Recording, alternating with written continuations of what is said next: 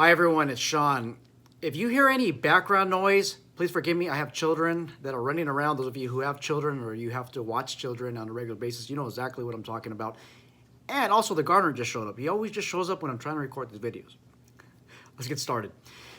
We're going to talk about why, as a private security officer or even a law enforcement officer, or even a private investigator, why you should carry a portable jump start with you at all times. If you've been in law enforcement for some time or private security, you probably know that a lot of the wiring, such as the wiring that connects from the light bar, the air horn, maybe the radio, it all connects to the general battery of your vehicle. Now, you might have the luxury of having an additional battery where all these electrical components are tied into that additional battery, but I have not been advantaged in my law enforcement career, even security career, to have such a luxury where I have the secondary battery. And if you've been in security patrol for some time, you probably, or even private investigation, law enforcement, you probably know that oftentimes your battery goes dead in the most embarrassing spots ever. Being in law enforcement, guys, my patrol car has broken down in the middle of the road. I've had to have citizens help me push the car out of the way. I've had my patrol car towed. I mean, it's embarrassing to say the least. But a lot of times your car just won't start. So I always recommend you have jumper cables. But the problem with jumper cables is you have to have someone else jump you. Somebody else willing to jump you. If you're in security, somebody might not be willing to jump you, or you might not have that support from a fellow patrol officer who's in the area. Maybe you work far away. Maybe you work in a remote area as well. Now, if you're able to jump your car, you're able to have your car start right away. You're able to get back to work. You're able to show up to work on time. And you're not able to remain in some dangerous areas for an unusual amount of time, unreasonable amount of time, if you have something to jump your car with. Now, I've had my car broken down, working security, I had my car broken down in some messed up areas in San Bernardino, and out of all the areas it has to break down, it just has to be San Bernardino. Other times, Pomona, P-Town, area that's controlled by Happy Town. Those of you who are familiar with the gangs in the Inland Empire, the worst areas my car always breaks down, and a lot of times it has to do with the battery. Now, I'm not a mechanic, you guys. I might be giving some tips, suggestions, some mechanical opinions. I'm not at all a mechanic. My background is security and law enforcement. But generally, your car needs a good battery to start. Okay, once it starts, it's the alternator that continues to recharge the battery. Now, when you have a faulty battery, it doesn't matter how many times alternator can charge the battery. Sometimes the battery just doesn't hold. And for some reason, with other cars I had a Acura TSX in the past.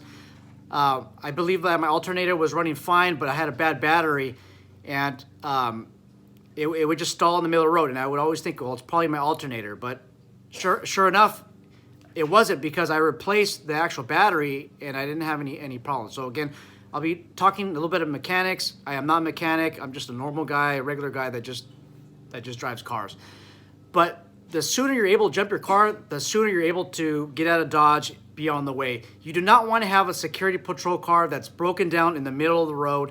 It's embarrassing, and it's a danger to you. You guys, if you're in a bad area, they're going to see that you're vulnerable. You're by yourself. You just don't want that to happen. Now, there might be some circumstances where you have no control over. So it might not be a battery. It might be something else. Maybe a flat tire. That's another good reason to have your wrench and a spare battery. But it might be some other reason that's not the battery. But always have this battery pack. And also, you can use this battery pack or the starter to charge up your phones, to light the roadway if you want to. But here's a tip: always keep it fully charged. Now, I went with the Halo Bolt. I'll leave a link in the description. I'll describe exactly what it is. I don't have it with me in my hand. My wife took off with the car, and I left the Bolt in it. But I'll give you a full description on what it is. And this is a trustworthy product. I'm gonna show you some other video on what happened to me earlier today, and the halo bolt jumped it. So my truck is completely dead. Look at it, it won't even unlock. That's how dead it is. So dead I can't even move the electrical seats. I'll show you what happens when I try to start the ignition here. Completely dead. Just connected the halo bolt to the battery. Everything's connected. Alright guys, I will air this video whether or not the halo bolt is able to start my truck or not.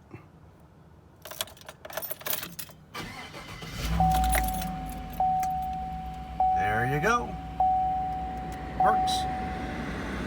Just to show you guys how dead my battery really was, look at the check engine light to your lower left.